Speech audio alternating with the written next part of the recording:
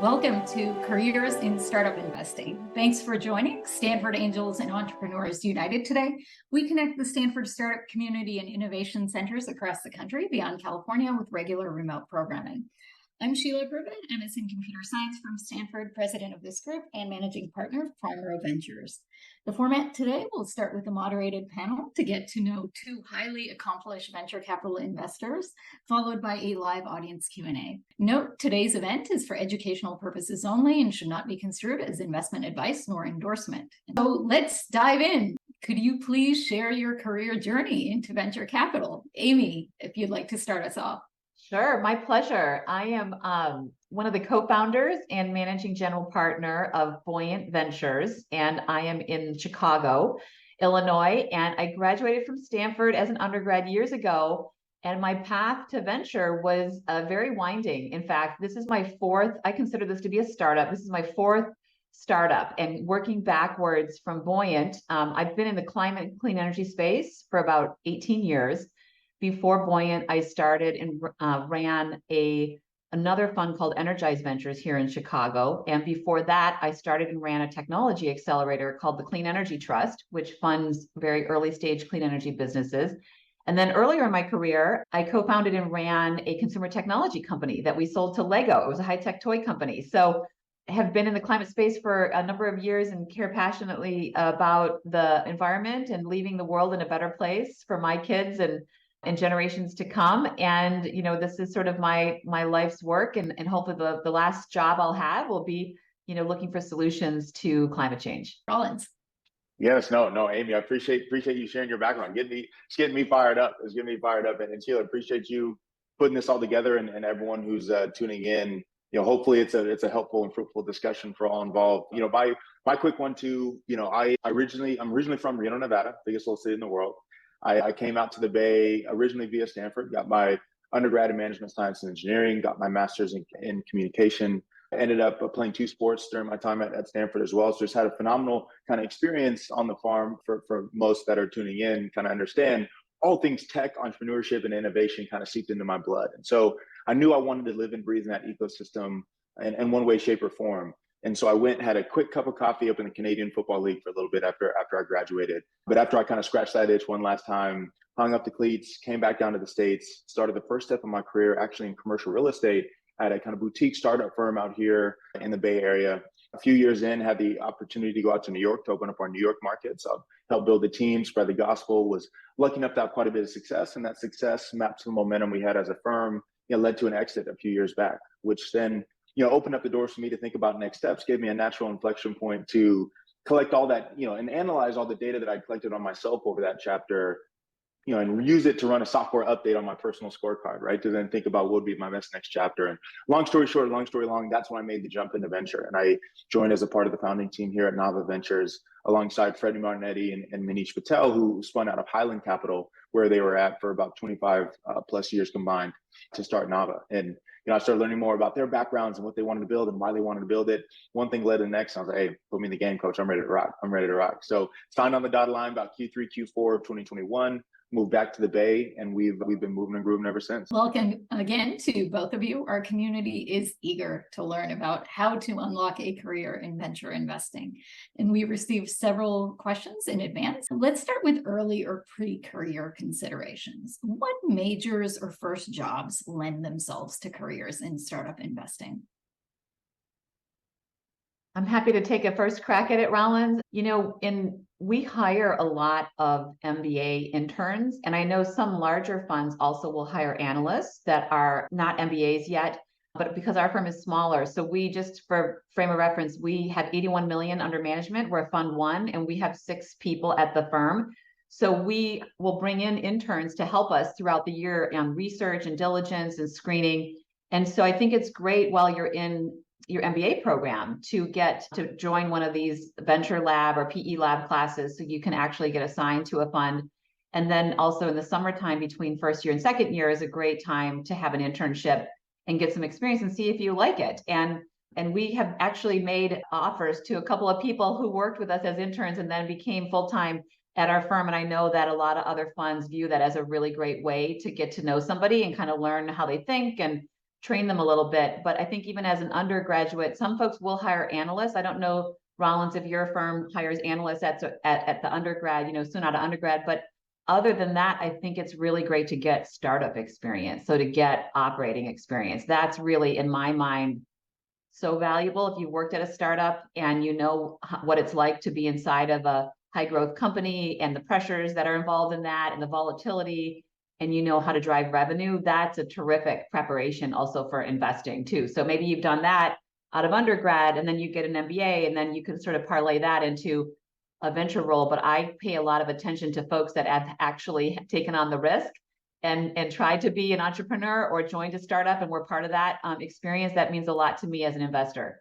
No, I think that's well said, Amy. I think not a lot to add. I think, for us, we do hire analyst roles. I think, to take a step back in terms of Nava, similarly, it's a debut fund. We raised 175 mil a couple years back to kick things off. We currently have 5 people on the investment team. And if you look at all 5 on the investment team, their routes to venture, you'll see there's no one way or perfect way, right? I think, in terms of the analyst we just brought on board, a young woman by the name of Chen Feng, who's absolutely brilliant. She's great. She just graduated from Stanford.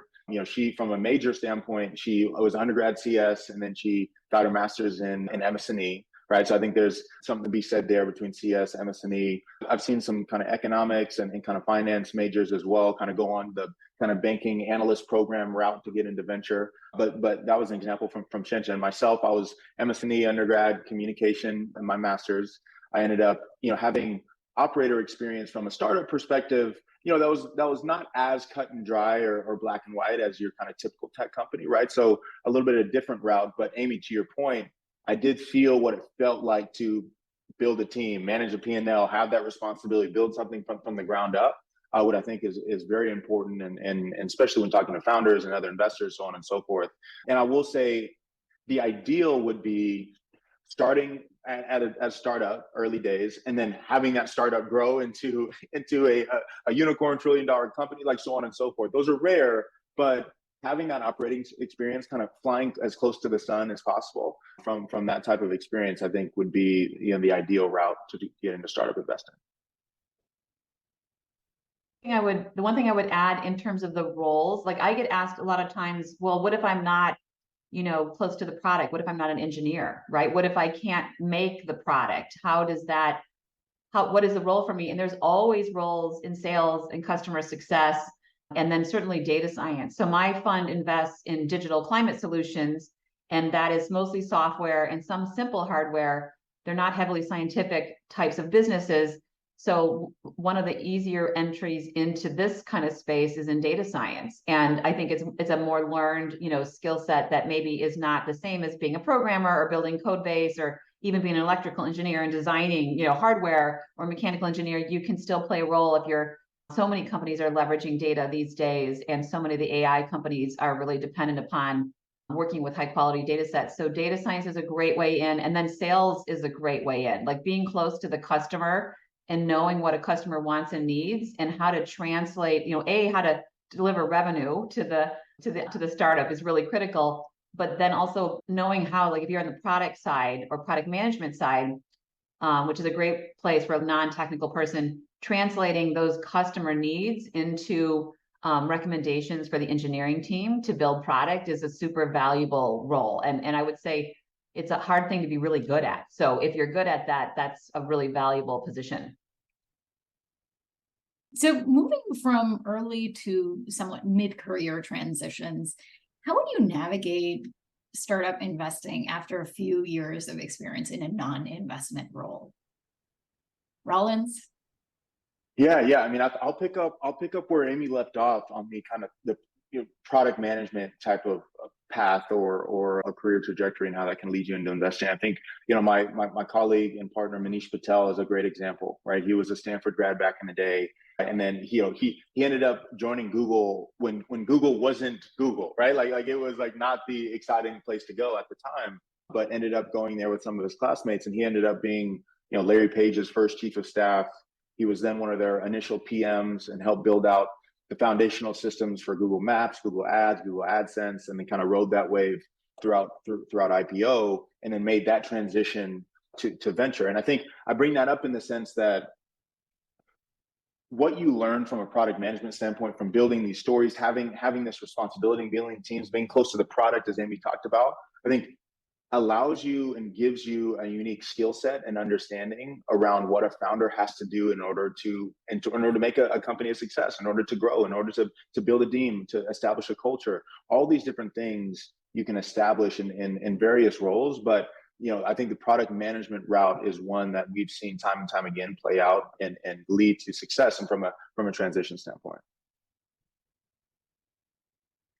Amy, I don't know if you, and feel free to push back if there's any. I think I think we're in violent agreement. I think that it's a creative role, and I think you have to have some vision, to be good at it, right? You have to have a little vision, because, like Steve Jobs, when he was, like he always would say that they would do focus tests, and he said he would listen to the focus test, but then he would come up with his own ideas, because he had a vision of what was needed for that audience, even if they weren't exactly articulating it. And a lot depends on sort of the questions you ask. And so I think that people that are in product roles have to really think about, what people want that they're not talking about. You know what I mean? Like, what would be the thing that is valuable that isn't obvious to the customer or wouldn't come up in a customer conversation, but oh boy, if we did this, that would be super valuable. And so I think that that's why you have to have a little vision and creativity to fill in the gaps of information there. And I think the other thing too is it's such a serious responsibility to be it's one thing to be an angel investor and invest your own capital. So like if you've had some success and you're able to do that, that's a great way to learn. It's another responsibility to raise capital from folks and be a steward of other people's capital. And so I think that taking that super seriously, you know what I mean? Like and really thinking about the risks. And I think a lot about, Warren Buffett's point of view on, how he's made so much money over the years was he was really disciplined on valuations and price sensitive. And it's this feeling like, I don't want to lose all this money. And I think that sometimes gets overlooked, some of those more traditions around how to be a good steward of other people's capital. I think you have to be very thoughtful about risks, and it's not just a game. You know what I mean? I think that's maybe the impression that people have, is that this is sort of a fun game to play with this capital and take all these bets on startups. But I mean, to a certain degree, like, to get a venture return is not easy. If you look at the benchmarks, most funds don't deliver a venture return, and a venture return is a better than market rate return, because otherwise you could put your money in the stock market and let somebody manage it in mutual funds and you wouldn't be involved at all. So I think what you have to do to pick right and also protect the downside, it's constantly assessing risk, looking at risks, trying to read the tea leaves, trying to see around the corner of some trend that's happening, trying to protect the downside, being really smart about terms in the deals, so that in a market like we have right now, which is a difficult market to raise capital in, and some funds are going to get wiped out in this market and have gotten wiped out, like the terms that have to protect the risk that you're taking. It's definitely a learned skill. And I think that it is not something to be, sort of dealt with lightly. It's a pretty serious responsibility. 100%. And I think those learned skills can, I mean, like back to the kind of the question around how do you learn those skills, or maybe if you're not in the product management role, et cetera. I think trying to put yourself in those communities or ecosystems or experiences any way that you can, to then go and learn those skills and understand what the risk is, what the downside is, why people are making certain bets, what's the DNA of these companies that are making them work, and kind of building that muscle, building that understanding, to your point, Amy, to be able to transition successfully, whether or not you're directly experiencing it at a startup as a PM at Google or not. Surrounding yourself in ecosystems with startups and founders and entrepreneurs that are building, that are taking the risk, et cetera, I think would be vital, no matter what role you have, if you're interested in transitioning to startup investing. On that note, Rollins, could you talk about how you particularly worked on your network, having moved from more an operating role at T3 into Nava? Like, how did you navigate one scene into another? Yeah, no, it's a great question, and I'll try not to be too long-winded, because this is a topic. This is a part of the job of the community that I get most excited about, because and it's funny, it's ironic, because I remember I was back at Stanford, right, and it was like my freshman or sophomore year, And my professor was like, well, like giving this full lecture around the importance of networking and meeting folks and connecting and this and that. And it was candidly rubbing me the wrong way, right? Because I was like, you're telling me I worked so hard to get into this phenomenal institution to learn and to grow, and you're kind of telling me it's all about who you know. And you need to go out and meet people in order for them to add value to you later on in life, which seems to me like against my moral compass. Like, what are we talking about here, right? And so I remember I go to his office hours, and him and I kind of butt heads a little bit. We're going back and forth, and I'm giving him my thoughts and how I felt when he was giving his lecture. And long story short, we came to this conclusion, or finally the switch flipped in my mind around. You can call it networking, you can call it whatever you want.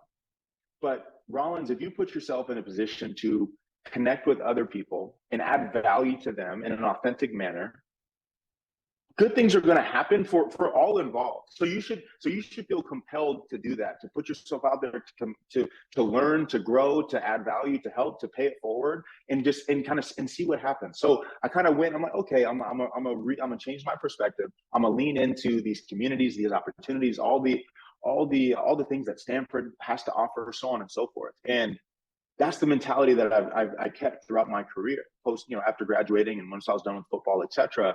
And I continued to lean into communities and nonprofits and all these different passions that I was a part of and excited about.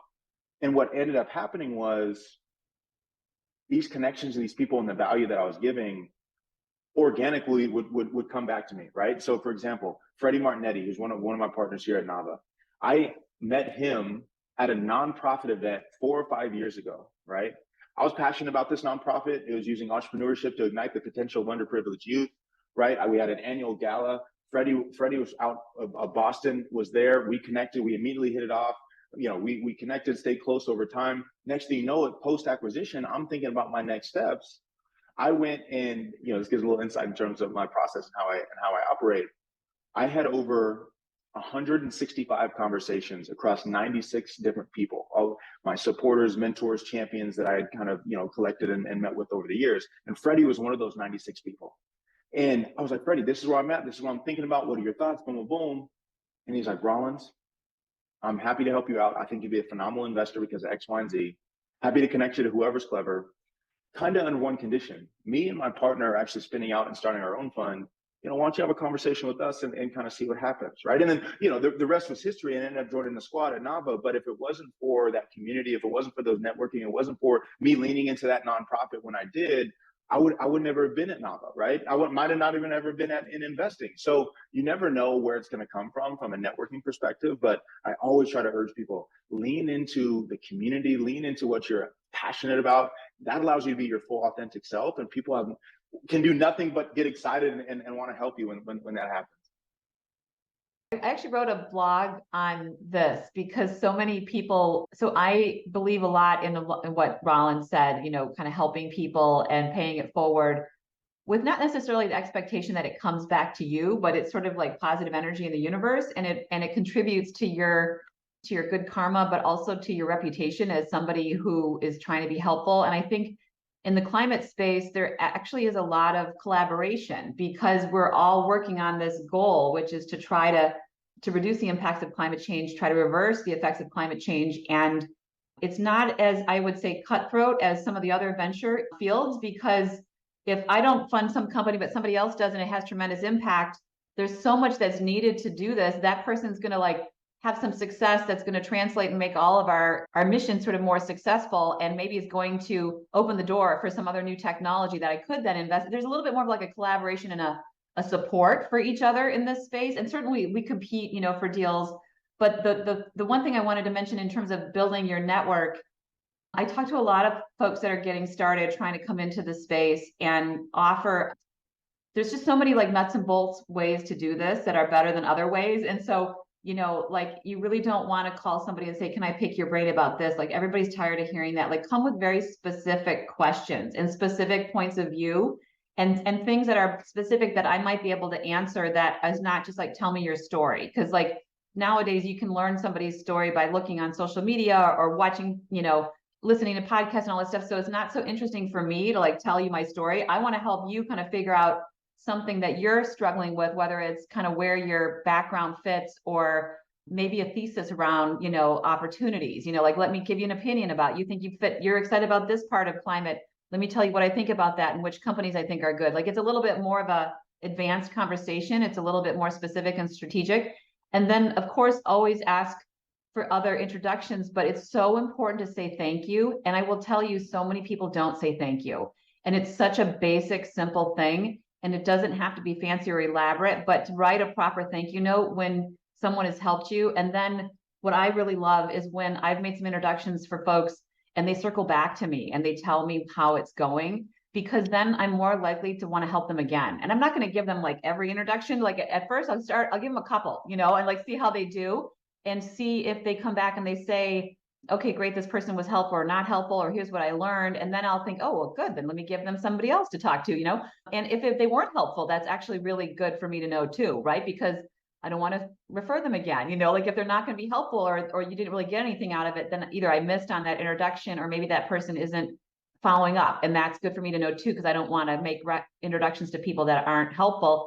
And then, the other thing is just to stay in touch. I think trying not to be so transactional about it and trying to really build a relationship so that, you don't have to do this with everybody, but when you make a couple of key connections and then you see, in maybe on social media or in the news that that company or that firm had, a big win, like send them a note. You know what I mean? Like I send notes of congratulations to people all the time. And it's sort of like a way to build a relationship. It's not so much like, I need this, you give me that? I'll say thank you back, or I'll pay something. Like it's a little bit more like figure out kind of who those, 20 or 30 people are that you really admire and care about. And I think try to what Rollins was saying around creating value is really, really important. But I think also think about creating relationships, and you don't need thousands of relationships. You know what I mean? You need dozens of good relationships with people, and then those will turn into others. And if you're ever in a position where you need to raise a fund, to raise this fund, my prior fund, I was calling on people that I had relationships with for 18, 20 years. You know what I mean? So that's kind of how you raise a fund. Is it's not somebody you met yesterday. Certainly it is people you met yesterday, because you have to talk to LPs like when they're ready to invest capital, but to get something started, you're usually going to be calling upon people that have known you for a long time and trust you. And that's like an investment, that those are relationships that stretch a long, long time. So it's not, I would just sort of encourage people not to be so transactional all the time, and to really also make it personal. Like I love to learn personal things about people, like their kids or their hobbies or whatever it is. And I actually take notes on it when I meet somebody new so that I can keep that in my mind, because I know I feel really appreciated when somebody remembers something about my personal life. And it's not just a, okay, what do you need from me kind of conversation, So I think trying to be really sincere in that, building a personal relationship with somebody and investing in the long run to get to know some of these key folks over time, that will pay dividends. And it's not going to be like a one-to-one thing. It's going to be like me opening up, like me really liking and respecting you and like bringing you to dinners, introducing you to so-and-so, like helping you, referring you for a job that isn't even in the market, that isn't even posted, like that's the kind of stuff that will pay dividends over time, but it isn't sort of, it happens after a period of time. So being patient and really investing in those relationships. Thanks, both of you. That's very powerful, of thinking less about transactional networking and rather nurturing relationships. As we move to mid-career transitions into venture investing, what are some paths for individuals who have, let's say, decades of corporate or startup operator experience? Well, you can be a venture partner, you know what I mean? Like you don't necessarily have to come in and be a general partner. Like sometimes people, if you've had some financial success and career success in a category that aligns well with a venture fund's investment thesis, they oftentimes have venture partners that have economics on a deal by deal basis, or might be looking to, to develop a thesis or an investment focus for the firm and to go out and find deals for the firm, and then to maybe with the intent of, say, joining one of those companies. So that happens a lot. And that's a great way to get involved, even with a fund that may not have the cost structure to have a very big investment team. If you've got a smaller investment team, like the funds that we're describing, having a venture, we don't have any venture partners yet with Buoyant, but I could see us doing that. Do you guys have venture partners at your fund, Rollins? No, we don't, but we have talked about, and I've seen time and time again, folks bring on, whether venture partners or advisors or whatever kind of the title you want to give, to come in and whether it's lead the consumer efforts or lead this direct vertical or thesis that we're trying to move down. I think you hit the nail on the head, Amy. The advisor is another one that's a really good one. So again, like we're building advisory boards for our companies now, and that would be sort of a small group of people that have deep expertise in an area that's beneficial to the startup. And what's kind of nice is you could, if you're like a mid-career or later career and that experience is so valuable, it gives you a way to maybe you get a little stock, usually as an advisor. You have some way to participate in the growth of that company. And what's kind of nice about it is you could do, 5 or 6 of those too, right? It's kind of like you could have a little portfolio. And so I think it's a great way to learn and to learn alongside. And if you're especially good at coaching the CEOs, like all these CEOs need help, because so many of these CEOs, and I think almost like 80% of the CEOs in our portfolio, we have 11 companies right now, are first-time CEOs. So they need all the help they can get, so like if you can be helpful as an advisor and help them in a way that maybe is different than a board member, because a board member is almost like, some CEOs and founders don't want to bring stuff to their board members because we're investors and they don't want to show vulnerability, or they don't want to bring something half-baked, but they would bring it to a group of advisors and say, help me think through this, or what do you think of this, or let me try this out on you. You know what I mean? And that kind of like being an ally or a coach or just a sounding board to startup founders and CEOs, I think is a great way to build experience and get some firsthand experience, and then also to get a little bit of equity that might turn into, might be lucrative. 1,000% agreed. 1,000% agreed. I think the only thing I would add would be the same way Amy described the kind of advisory role for startups. I think I've seen, advisory roles for venture funds as well, right? And folks coming in to not only lend an ear and expertise and whatnot to the portfolio, but also kind of be a fly on the wall and see how IC meetings are run and see how decisions are made and why investments are in, like being in and around that ecosystem, being in the room when those decisions and being able to kind of build your track record that way from a mid to late stage career standpoint could be a great wedge in to the industry for sure. What's the mindset difference between a startup entrepreneur and a startup investor? Man, an entrepreneur is like laying it all on the line. You know what I mean? It's much harder to be, let's just be real. It's much, much harder to be a CEO or founder than it is an investor, for sure, because boy, you've got all of your, most cases, your future wealth is tied up in that company. You're supporting a team of people that you have to pay, and you've got responsibilities to your investors. It's a lot of responsibility. And like if we're doing it right as investors, we're helping you and our interests are aligned and we're trying to grow the business together.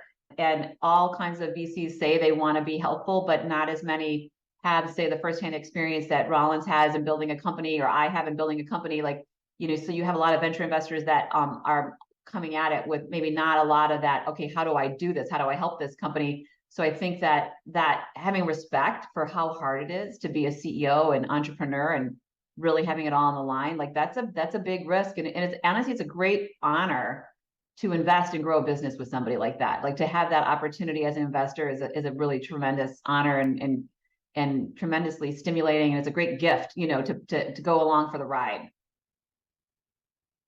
That's it. And going along for a ride, that's exactly the mindset difference, I think, where it's like the entrepreneur is driving the car and the investor has the opportunity and is fortunate enough to be in the passenger seat or a part of the ride. And I think from a mindset, it's like the founder usually kind of sees and understands the different routes and options ahead of them. And maybe as an investor, we can help them see kind of the 2 other potential paths that they can go.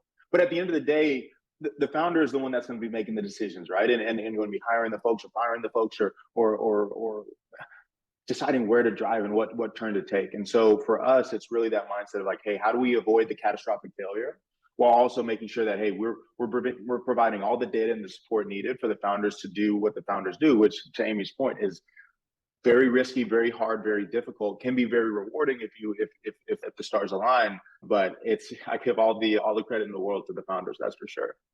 And you know what, if you don't get it right and it doesn't work, but you dealt honorably with everyone and you showed tremendous character when things went badly, people will absolutely give you a second chance and a third chance, right? So that experience of working on something that didn't deliver the result that everybody wanted, but being a good person throughout that process, learning, like articulating the lessons learned. And then I think, being honorable, like, I think that it's hard, like people's character really comes through when things fail.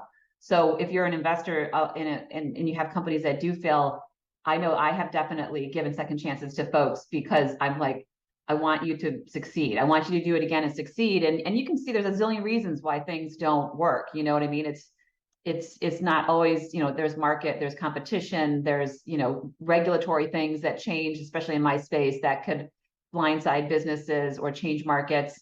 And so the CEO is responsible, but not always entirely to blame, So even if they're trying to bring it to a safe landing, I think again, like really sort of like what kind of character you show in those difficult times will gain a lot of loyalty from your investors and who will want to help you do it again.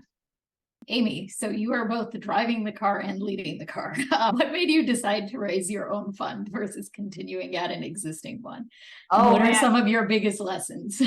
There's a lot there. So I parted ways with my partner in the previous fund, but I had I had a moment where I was I had a choice to make, and I really wanted to spend the rest of my career working on climate, and I wanted to do it in a way that I thought was authentic, to me and fair. And I wanted it to be sort of a legacy thing that I could, create a firm, God willing, if we're successful enough, that I could hand off to people to run after I was done and just be an LP in the fund, over time. And I was in a situation where I couldn't really do that in my previous fund, and I didn't have as much control and I didn't have as much say in how things were done. And I think, I got to this point in my career, I'm like, I have to do it now. Like, this is the time to do it. I have to start my own fund. And the capital is needed for this problem. It's so pressing. It's so urgent. Like, I want to be part of this solution, but also I'm not getting any younger. And, it's hard to take that risk and kind of start something new, just like we do with our founders all the time. And sometimes it's easy to do it when you're really young, right? Because you have less on the line. You don't have maybe a family to support or a mortgage, or, maybe you've got like student loans, or maybe you don't. And you're lucky you can do it then before you have all these other responsibilities and things that could go wrong and people you're supporting. But also later in your career, if you've had some success, that's a great time to start something new, join a startup, or if you've been successfully investing at another fund, to start a fund, because now you've got a track record, and it's still risky to do that. But I think that track record is hard earned. And if it's a good track record, that's very investable, so that's sort of something that nobody can take that away from you.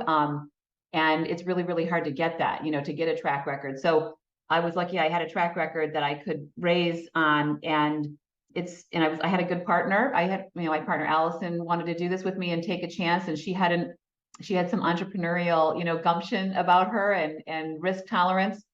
And, we did this right before COVID, and then COVID hit, and it was like such a crazy time. Like, we launched in early 2020. We had to sort of suspend fundraising when lockdowns hit. And then we, we actually went and did a deal because we weren't able to make much progress on fundraising since everybody kind of put pencils down. And then we did a deal to sort of show like, this is what we meant by our thesis and that we could get a deal done. And then we went back. And so our fundraise was actually very protracted because of COVID. And then, we got through COVID and we did our first close in May of 2021. And then the economy started changing in 2022. And you could just feel the sand shifting under our feet.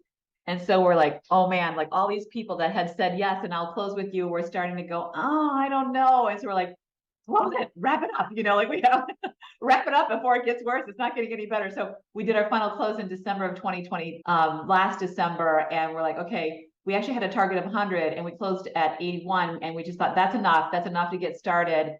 And then God, like the whole first quarter was such a mess with Silicon Valley Bank and everything else. So it was good timing that we did wrap it up. But I'm sorry, I've kind of went off track. I'm sorry. Sheila, I may not answering your question. Oh, this is perfect. This is perfect. It was about being a founder and an investor.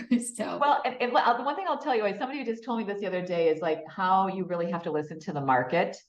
You can't ignore the market signals. And that's whether you're a founder at a startup or you're at a fund.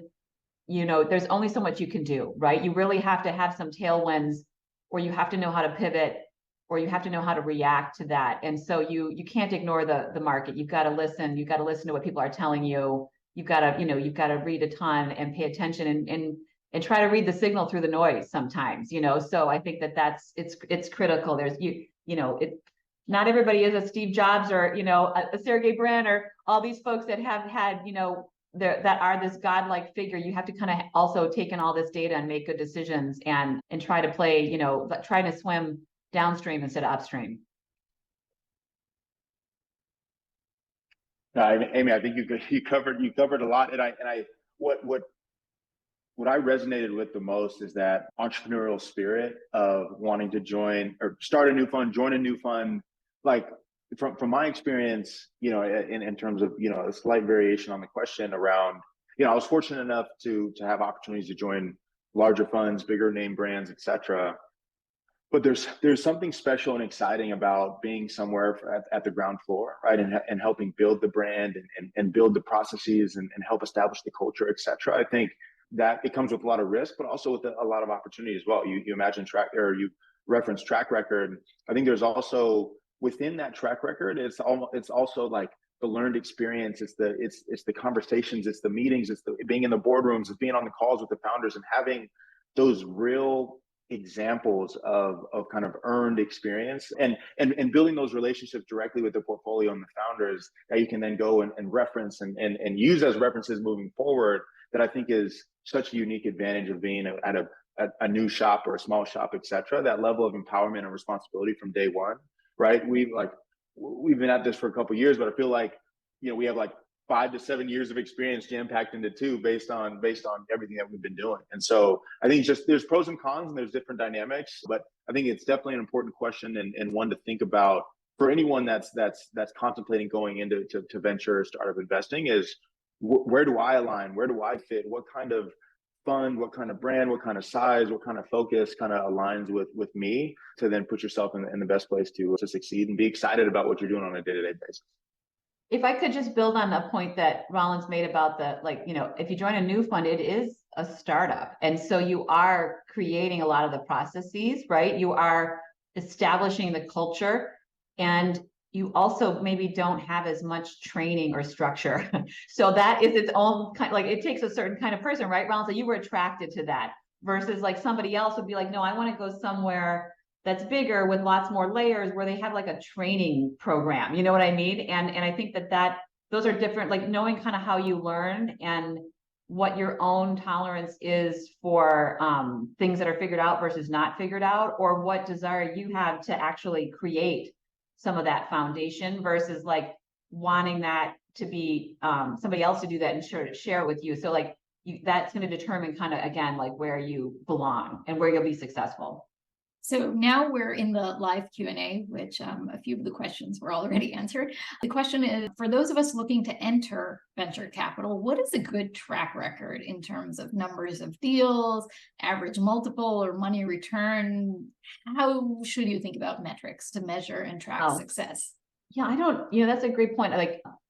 Certainly some evidence of returning capital to somebody is really critical, right? So that maybe doesn't have to be so many deals. It's helpful if it's more if it's more companies and more capital return is always better. But I think that versus say, hey, I did these deals, but none of them have delivered something back is a little harder. I mean, people will still give you credit that you did deals and you picked companies, and if they're improving and they're gaining value and they're well known, they'll give you credit for that. But I think if you've been in any deals where there was capital return, that's really a critical part of a track record. And that could be an angel deal. If you did some angel deals of your own, and you got money back, and you could say, listen, I got this much money back, and it was this level of, what kind of return on investment it was, and you can calculate that from an angel deal. I think that certainly matters to folks, and you'll get credit for that as well. I was going to add in the sense that, you could look up numbers in terms of the top quartile of investors and their IRR and their multiples and so on and so forth. That can give you a very quantifiable way to judge or to essentially position yourself in terms of how good of an investor you are, et cetera. To Amy's point, not everyone has that. You might be midway through a portfolio, so on and so forth. So then that's when you have to start peeling back the layers around, other ways that you can tell the story or kind of show how exciting your portfolio is, your ability to go and pick and choose, right opportunities and deals. And that can come in many different flavors, whether it be, the co-investors that you invested with, whether it be the revenue traction that, when you at the time of investment versus what the company is doing now, whether it be follow on, so on and so forth. There's a lot of ways to start to quantify or tell that story if you don't have those kind of hard numbers to throw around. The one thing I would say is if you weren't at a fund and you were doing this as an angel investor, or I mean, what some people do to get started, just like I said, in my story, when COVID hit and lockdown hit, we went and did a deal and we raised money from investors. We created something called a special purpose vehicle. And it's like a little mini fund. And we had, I think in this deal, we had, 6 or 8 investors and they all contributed and we took a position in a company. And you can actually pull together. I've definitely seen people that have done a number of SPVs. So it's not their capital, it's not their money, or they may have some of their capital in it, but it doesn't have to be all their capital. So you can go raise money on a deal by deal basis in these special purpose vehicles and string together a few of those. And again, if you have had good markups or those companies have gone on to raise additional rounds of funding, and or if you're super lucky and you were able to get money out, like even if the company didn't exit but you got your money out, like that's another thing too, right? Like you could, if it's a very big round or it's a nice markup, there may be an opportunity to sell your position. And so especially if you're trying to build up your track record, selling your position to say, okay, I took money out when I could and I paid my investors back and it was like a 2x or a 3x, somebody might go, oh, well, that's, there's something really valuable to even getting 2x or 1.5 or 2x back to somebody, like knowing, okay, I could get the money out when I needed to. I think that's a really great thing to show. So you can string together a few of these deals to create a track record as well. And that's how a lot of people have gotten started with funds if they hadn't been in a venture fund before, or they weren't trained up in somebody else's platform. Both of you are very successful investors. Could you share how you keep your skills current to stay ahead? I think what's exciting about what we do is also challenging in the sense that tech is ever evolving. Whether it's from a regulation standpoint, whether it's from you name it, you have to stay up to date, right, at the bleeding edge, and you have to try to predict the future based on where you think things are going, right? And so I think this constant thirst for this intellectual curiosity, I think, is a driving force that I think investors must have if they want to be successful, because you have to continue to learn and to continue to grow and continue to talk to folks and see where things are going and test your hypotheses and go and collect data and then predict and going back and forth. And so that constant hunger to stay up to date, and there's a bunch of different ways you can collect data, whether through relationships and meetings and building the network, whether through kind of writing and blogs and reading and so on and so forth. But I think one thing that pops up to me from a knee-jerk reaction to that question is staying up to date as much as possible with the trends, with what's going on, with what people are talking about, with the problems that folks are facing, whether it be enterprises or consumers, all these different things that help you try to predict the future as best you can. That's kind of what we're in the business of doing. Yeah, I think that I was going to say, when you said curiosity is really the key thing, right? Because especially the speed of innovation and change in any technology field, and even in the climate space, I've been in it so long that I have opinions about technologies because things that didn't work before, but now they're working. You know what I mean? It's like people are making breakthroughs, so you kind of have to have that, you have to be willing to kind of change your mind and take in the new information. When I was running the Clean Energy Trust, we were doing a lot of early stage deep tech and hard science investing. And I saw how long it took a lot of these technologies to grow and improve. And I drew conclusions like, boy, this is like, oh my God, why I don't want to invest in that, because look, that didn't work. And it didn't work over 10 years, 20 years, but okay, with the right kind of change in policy or incentives or some technological breakthrough that happens. I mean, right now in the climate space, people are betting that there will be a technological breakthrough that on some level is going to, I think maybe, unfortunately, they're viewing it as a Hail Mary pass that's going to like save us from all the mess that we've made of the world, right? So they're looking at direct air capture, they're looking at fusion, they're looking at some of these very ambitious technological breakthroughs to be the winning solution. And there are folks that are willing to put money into these projects. They're hard to fund with venture. I'll say you have to, you really need non-dilutive capital. You need some other kinds of capital to fund there.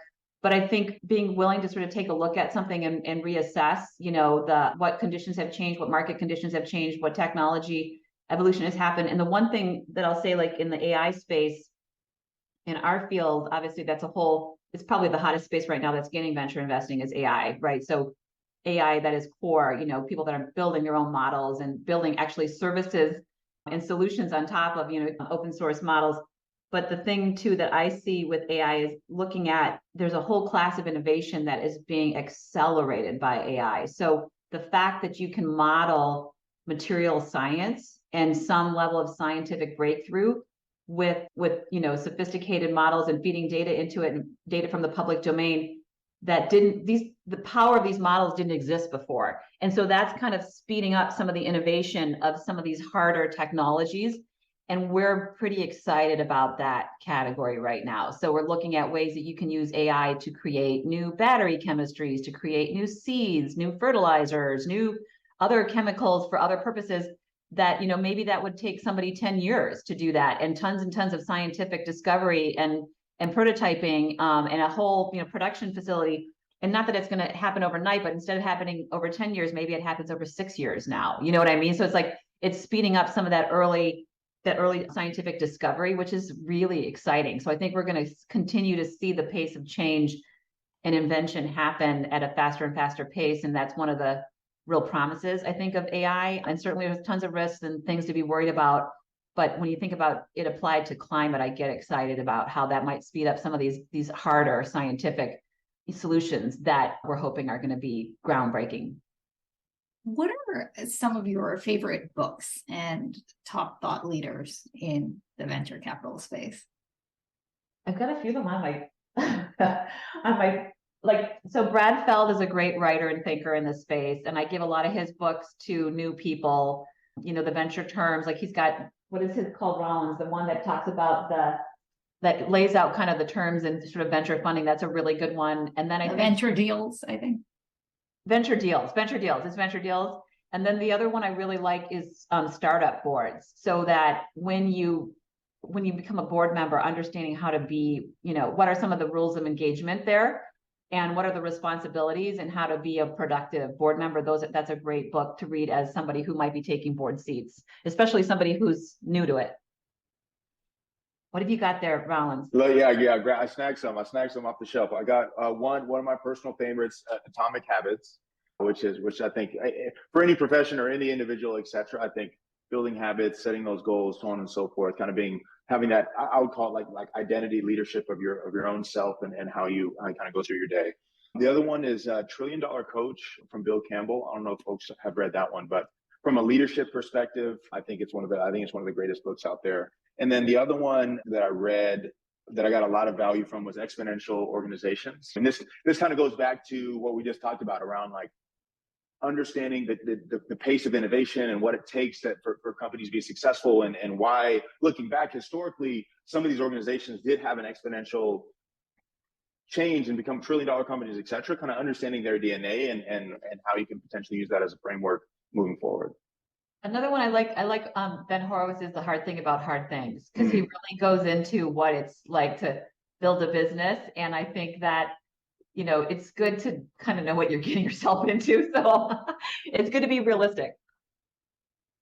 Now, final question for you. What's your parting advice, career advice for the audience here?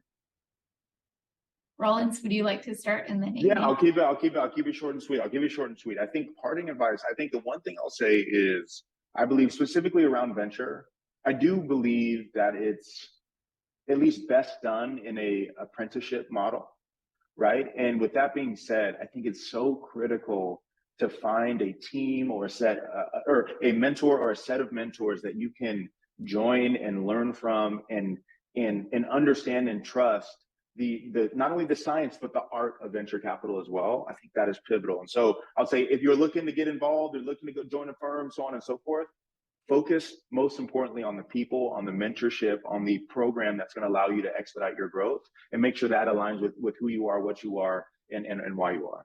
I love that. I 100% agree with that sentiment. And and it's so hard to do alone. So definitely finding a partner, you know what I mean? Like you definitely have there's lots of folks that do solo GP firms, and it's just really hard. I can't imagine doing it by myself. You know, like it's so hard, it's so lonely, and you do need, you need folks to kind of lift you up when you lose a deal or when something goes wrong with one of the portfolio companies. I guess the other thing I would just say is I think I would try to be somewhat specialized. You know, it's hard to be a really great generalist investor. A lot of people are, okay. It's hard to do that. I think finding kind of your special approach and at least if you're getting started, like coming up with sort of a thesis or a category and learning a lot about that so that you can, many new funds that get started that are specialist funds are the ones that outperform. You know, emerging managers generally outperform established funds is one of the things you look back at all the benchmark data, and then specialized funds generally outperform generalist funds. Not all the time. And if you're not specialized or you don't care about being specialized, I'm not saying you can't be successful. You absolutely can. But I think trying to come up with I always sort of strove to develop expertise, you know, because that will be valuable then anywhere you go.